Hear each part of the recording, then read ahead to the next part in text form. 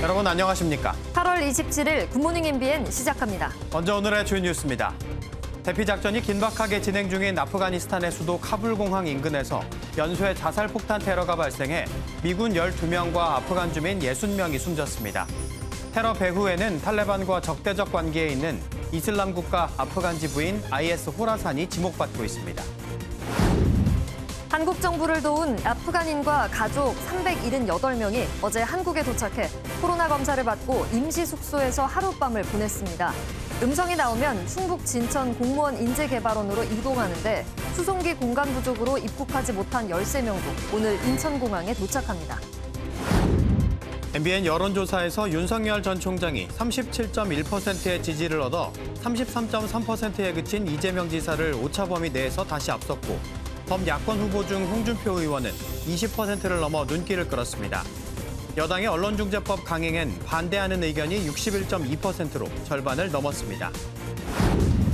홍남기 경제부총리가 전 국민의 88%가 1인당 25만 원씩 받는 국민지원금을 추석 전에 지급하겠다고 밝혔습니다.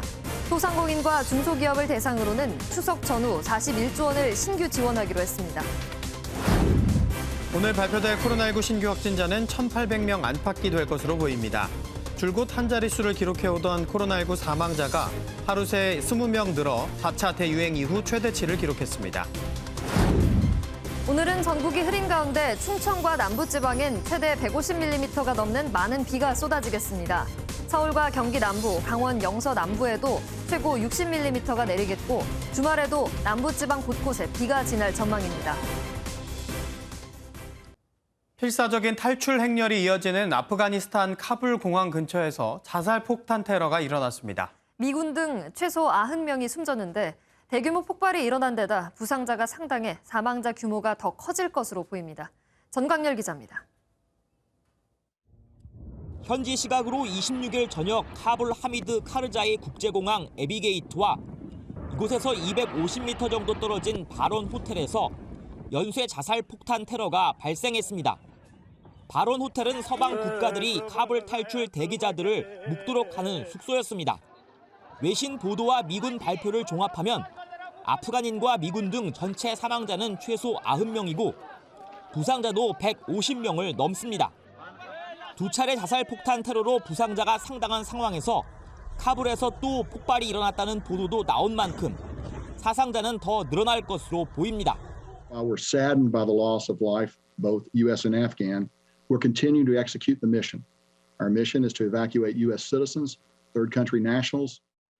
아프간 철수 시한을 코앞에 두고 발생한 현지 폭탄 테러로 미국 등 서방 국가들의 초비상이 걸린 가운데 이슬람 무장 조직 IS는 자신들이 이번 공격을 감행했다고 자처했습니다.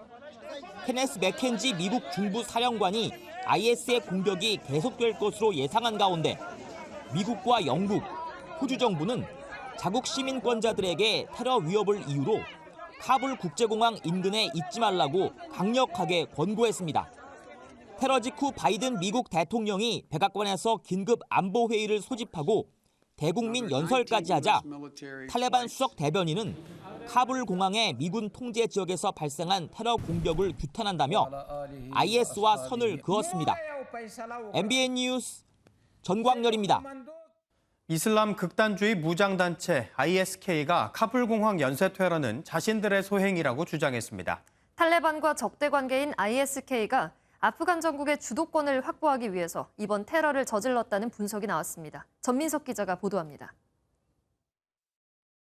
카불 공항 연쇄 테러의 배후로 나선 건 이슬람 국가 호라산 ISK입니다. 이슬람 순위파 극단주의 무장단체인 IS의 아프간 지부인 셈인데 아프간 내에 조직원이 많게는 2,000명까지 있다고 알려졌습니다. ISK는 올해 4월까지 아프간 안에서만 77번의 테러를 저질렀고 5월엔 여학교를 습격해 최소 68명을 죽이는 등 악명을 떨쳤습니다. 극단적인 폭력 성향의 ISK는 탈레반과는 투쟁 방식 등을 두고 대립하고 있습니다. 카불 함락 당시에도 탈레반을 향해 미군과 거래한 배신자라며 맹비난한 바 있습니다.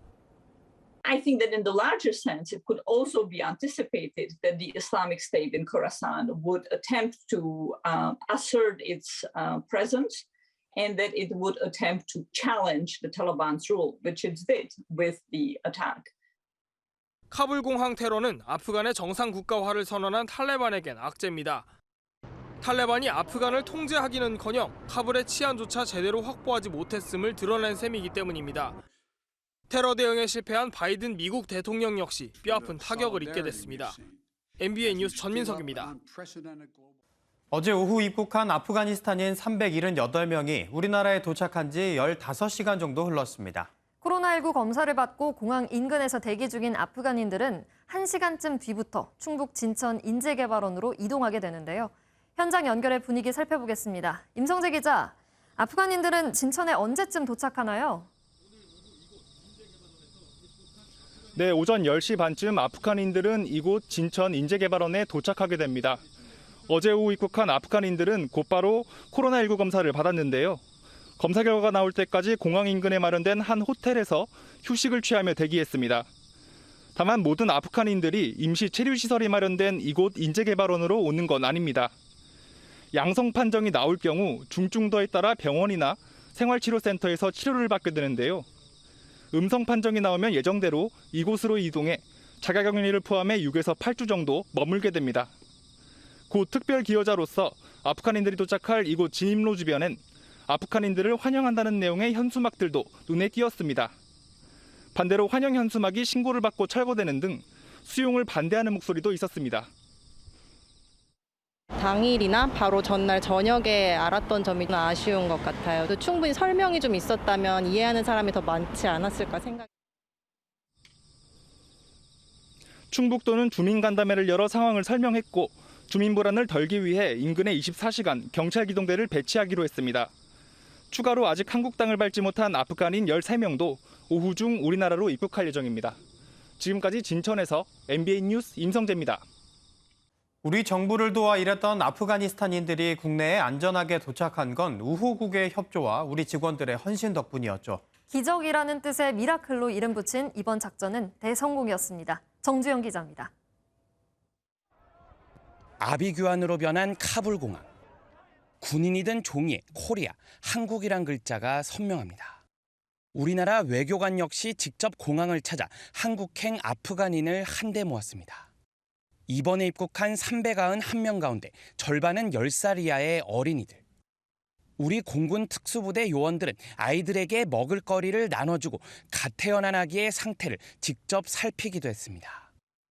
군 수송기 내부는 불편할 법도 하지만 희망을 선물한 대한민국 태극기를 펼쳐 보이며 고마움을 표시하기도 했습니다.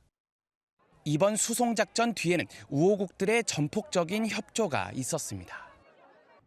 미군이 탈레반과 직접 협상해 공항 진입로를 확보한 사이 우리 공관원들은 현지 조력자들을 전세버스에 태워 공항으로 데려왔습니다.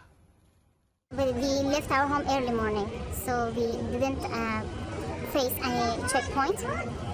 But others did. Others, because the ways were different. 또 영국 등 우방의 카불 공항 경계 지원, 파키스탄의 공항 사용 협조, 태국 등의 신속한 영공 통과 승인도 작전의 성공 요인이었습니다. 분쟁 지역의 외국인을 대거 구출해 국내로 이송한 건 이번이 처음. 군 수송기가 인천공항에 도착하며 미라클이라 이름 붙인 작전은 기적처럼 마무리됐습니다. MBN 뉴스 정주영입니다. 오늘 발표될 코로나19 신규 확진자는 1,800명대가 될 것으로 보이는데 조금씩 감소하고 있는 추세지만 사망자가 하루 새 20명 늘었습니다. 4차 유행 이후 가장 많은 규모입니다. 그런가 하면 어제부터 40대 이하 청장년층의 대규모 접종도 시작됐는데 그 현장을 유호정 기자가 다녀왔습니다. 18세부터 49세 접종 첫날 병원엔 젊은 층의 발길이 이어졌습니다. 자녀 백신을 많이 시도를 했는데 지금이라도 백신 맞을 수 있게 돼서 다행이고요. 강의실에 한 번도 가본 적이 없어서 대면 강의가 활발하게 열렸으면 하는. 부작용이 크게 있던 친구들이 없어서 저도 이제 그냥 걱정 없이 맞게 된 것 같습니다.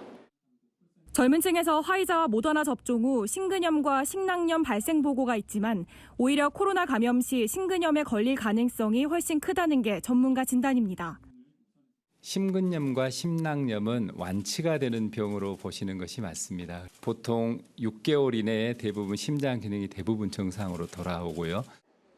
40대 이하 접종 대상자 약 1,500만 명 중 67%가 사전 예약을 마친 가운데 다음 달 5일까지의 예약자는 화이자 백신을 맞습니다. 당국은 18세부터 49세 확진자의 93.7%가 미접종자라며 접종 참여를 거듭 당부했습니다.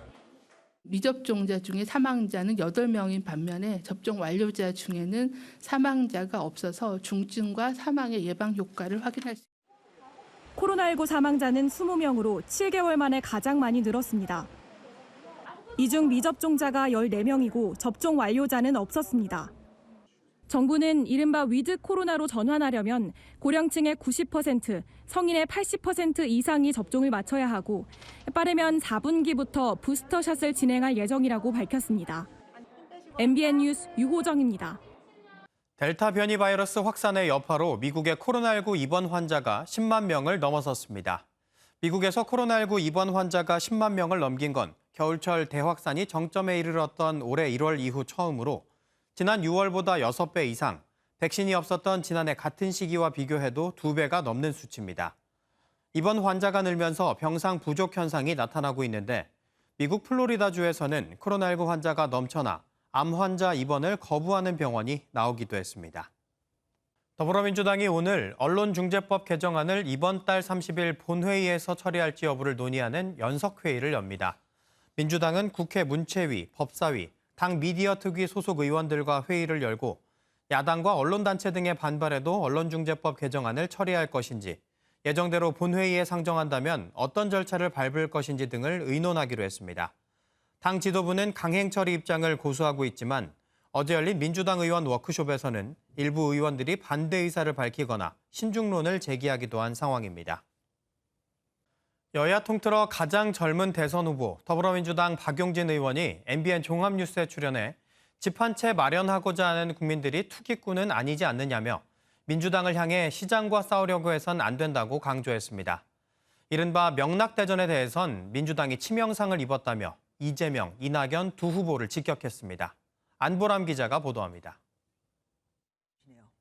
더불어민주당 박용진 의원은 대선 출마 선언 뒤 전국을 누비며 만난 민심에 대해 이렇게 말했습니다. 잘 될까? 걱정하는 목소리가 있고요. 뻔한 인물, 뻔한 구도로 뻔하게 지금 선거를 치르려고 하는 거 아니냐. 그럼에도 국민의힘에 비해 민주당이 정책과 비전이 훨씬 준비가 잘 됐다며 지지를 호소했습니다. 이재명, 이낙연 두 후보 간 네거티브 공방으로 정책이 뒷전이 된 상황에 대해 답답함을 토로하기도 했습니다.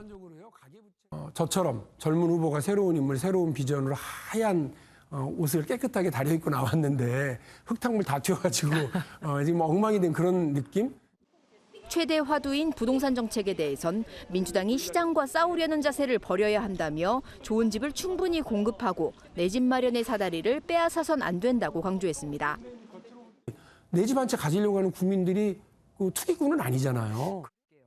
박 의원은 또 지속 가능성 없는 복지 정책은 포퓰리즘이라며 국민의 노동과 노력이 존중받는 체제로 가야 한다고 강조했습니다. MBN 뉴스 안보라입니다. 정부가 1인당 25만 원씩의 국민지원금을 추석 전 소득 하위 88%의 국민에게 지급하겠다고 결정했습니다. 코로나19로 타격이 큰 소상공인에겐 손실회복 성격의 자금도 지급하겠다는 계획이지만 반응이 썩 좋지 않습니다. 박자은 기자입니다. 1인당 25만 원씩 지급할 계획인 코로나 상생 국민지원금은 전 국민의 88%, 약 2,034만 가구가 그 대상이 될 것으로 추산됩니다. 지난 6월분 가구별 건강보험료 본인부담금 합산액이 그 기준으로 1인 가구 14만 원, 2인 가구 20만 원, 3인 가구 24만 원, 4인 가구 30만 원 이하가 기준입니다. 다만 지난해 재산세 과세표준 합계액이 9억 원을 넘기거나 이자 배당금 등 금융소득이 2천만 원이 넘으면 못 받습니다.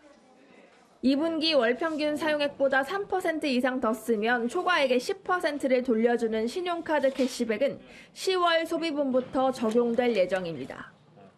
또한 코로나19로 실질적 타격을 입은 소상공인에 대해서는 추석 전 손실보상금 성격으로 희망회복 자금을 90% 이상 지원하고 소상공인과 중소기업 모두에겐 각종 세납 기한을 늘리기로 했습니다. 고용, 산재, 국민연금보험료 및 전기, 도시가스 요금의 납부유예 등 지원도 3개월간 재연장하겠습니다. 부가가치세는 내년 1월, 종합소득세는 내년 2월로 3개월 더 납부가 유예됩니다. 정부는 또 추석 대목을 전후해 소상공인과 중소기업에 41조 원 규모의 신규 금융 지원을 추가로 단행할 예정을 밝혔습니다. MBN 뉴스 박지안입니다. 정부가 청년들을 위한 특별 대책을 발표했습니다. 대책에는 중산층까지 대학 등록금 절반을 지원받을 수 있게 하고 무주택 청년에게 월 20만 원씩 월세를 1년간 지원해주는 내용이 담겼습니다. 이수아 기자입니다. 정부가 20조 원 규모의 청년 특별 대책을 내놨습니다. 우선 눈에 띄는 변화는 대학 등록금 지원입니다. 지금까지 반값 등록금 지원을 받은 학생은 대학생 215만 명 가운데 69만 명으로 3분의 1에 그쳤는데 정부가 소득 하위 50%까지 등록금 지원액을 대폭 늘리며 내년부터는 100만 명이 넘는 학생들이 반값 등록금 혜택을 받게 됐습니다. 대학 등록금을 중산층까지 반값 수준이 될 수 있도록 국가 장학금 지원을 확대하고 소득 수준별 맞춤형 자산 형성 지원 정책을 준비하였습니다. 청년들의 주거비 부담을 덜기 위한 대책도 마련됐습니다. 무주택 청년 15만 2천 명을 위한 월세 특별 한시 지원을 신설해 월 20만 원씩 1년 동안 지급합니다. 이 밖에도 군 복무 청년에게는 사회복지 지원금으로 최대 1,000만 원까지 목돈 마련을 지원하고 코로나 블루를 호소하는 청년들은 심리 상담 서비스를 받을 수 있도록 최대 60만 원의 마음 건강 바우처를 제공하기로 했습니다. 청년 월세 사업이 차질 없이 추진될 수 있도록 향후 정기국회 예산심의 과정에서 최선의 노력을 다하겠다는 말씀을 드립니다. 하지만 일각에선 이번 대규모 청년 예산 편성이 대선을 앞두고 20대 표심을 잡기 위한 선심성 퍼주기라는 비판도 나옵니다. MBN 뉴스 이수아입니다. 문재인 대통령이 미국, 중국, 인도에 이어 세계 4대 벤처 강국으로 도약하겠다는 포부를 밝혔습니다. 전폭적인 지원을 위해 1조 원 규모의 전용 펀드를 조성하고 스톡옵션 세부담도 완화하겠다고 약속했습니다. 송주영 기자가 전합니다.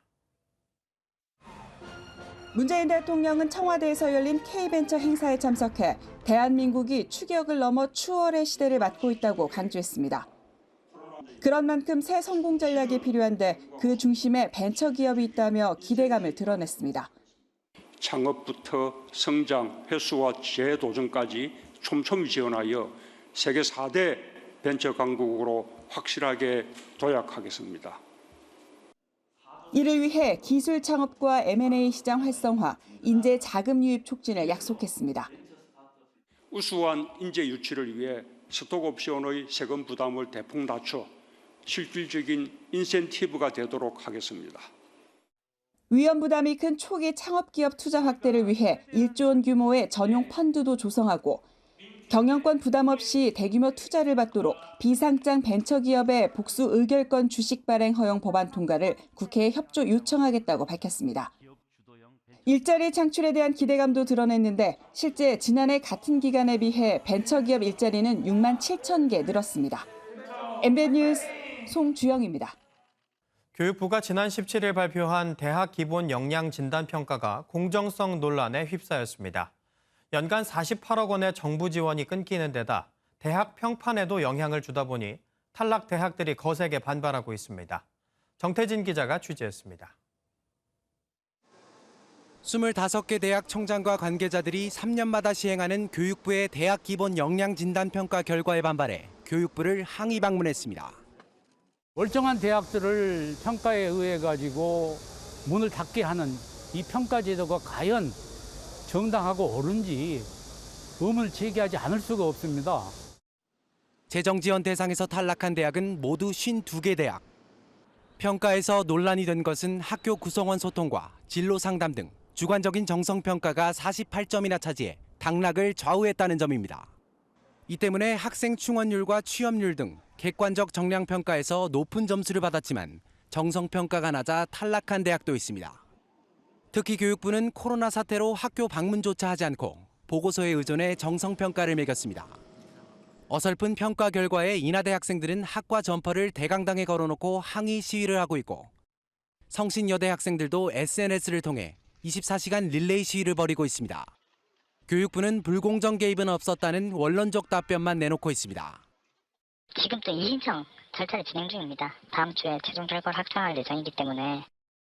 이달 말 탈락이 확정되면 3년간 140억 원의 정부 지원이 끊기는 데다 부실대학이라는 낙인까지 찍히는 만큼 탈락 대학들의 반발은 더욱 거세질 전망입니다. MBN 뉴스 정태진입니다.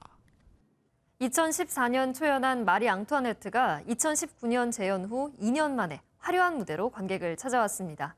이번 무대는 의상과 대본, 음악을 대폭 수정해 한국 관객의 정서에 초점을 맞췄습니다. 주말의 공연과 영화 소식 이상주 기자입니다. 뮤지컬 마리 앙뚜아네트는 프랑스의 왕비지만 이방인으로 살다 결국 단두대의 이슬로 사라진 여인의 삶을 그리고 있습니다. 온실 속 화초 같은 천진난만한 모습부터 여성이자 엄마로서의 사랑과 아내로서의 의리 등 인간적인 면을 부각합니다. 왕비와 대척점에 서 있는 여인 마그리드 아르노를 내세워 화려한 궁전과 다른 어둡고 가난한 빈민촌에서의 삶과 사회 부조리, 혁명의 당위성은 극적 효과를 더합니다. 화려함의 절정이 18세기 프랑스를 재현한 무대와 로코코 스타일의 드레스, 다채로운 가발이 관객의 눈을 즐겁게 합니다. 2014년 초연부터 함께한 김소연이 마리 앙뚜아네트에 순진하면서도 강한 연기로 극을 이끌고 이번 시즌 처음 합류한 정유지가 섬세한 감정을 표현해냅니다.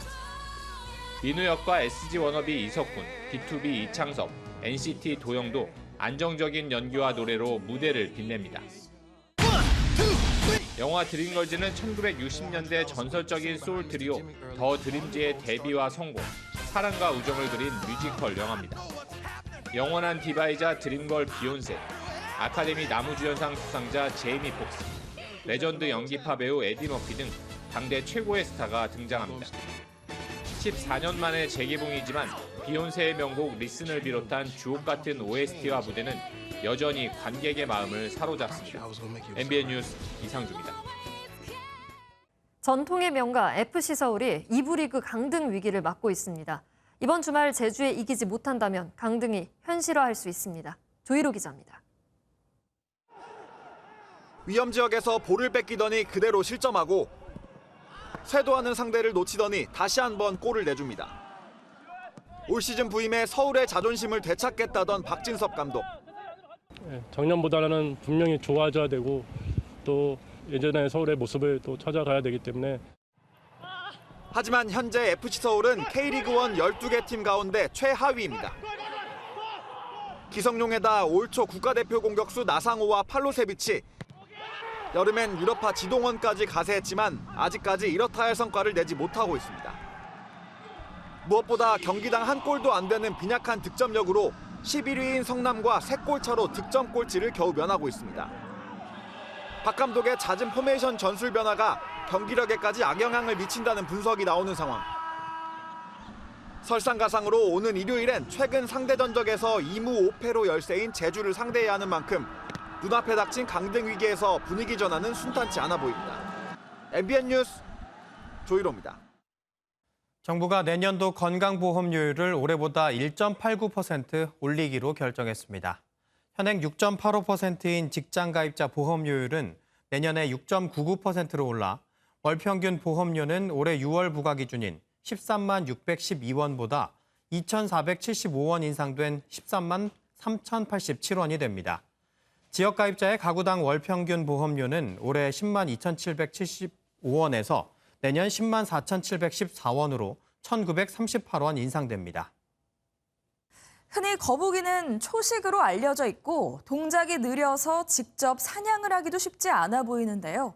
이런 생각을 깨뜨리는 충격적인 장면이 포착됐습니다.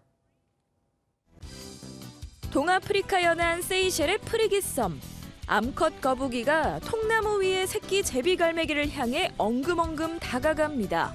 거북이를 막아보려고 하지만 역부족인 것 같은데요. 도망갈 수 없었던 아기 새, 결국 먹이가 되고 말았습니다. 원래 거북이는 사냥까진 하지 않는다고 알려져 있어서 영상을 본 학자들도 놀랐다고요. 사실 이 섬은 알껍데기를 만들기 위한 칼슘을 섭취하는 게 쉽지 않은데요. 그래서 출산을 위한 사냥이었던 걸로 추정된다네요. 이번엔 생일상을 즐기는 고령의 하마 소식입니다. 그런데 이 생일상을 노리는 이가 있었다네요.